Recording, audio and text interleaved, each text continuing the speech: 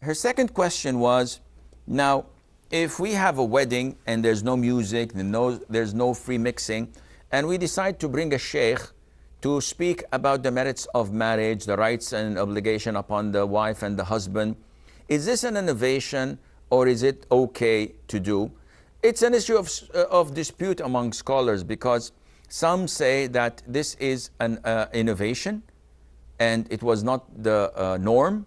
Others say, no, this is permissible. It's not a form of worship. This is a marriage. So we can dance, we can, the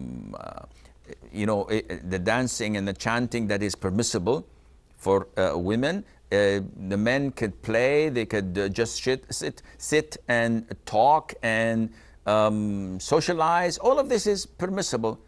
And if they bring someone to address the audience, this is also permissible, and there is nothing wrong in that, inshallah. At the time of the Prophet ﷺ, there wasn't anything specific. For women, the Prophet told Aisha, instructed Aisha, may Allah be pleased with her, clearly that go and accompany some of chanting, singing, duf, which is like the trampoline, like a musical instrument. This is permissible in Islam to do in weddings.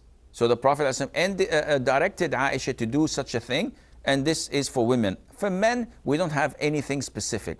So they can sit, they can socialize, they can have humorous talks and enjoy their time and life, because this is a time of celebration. We have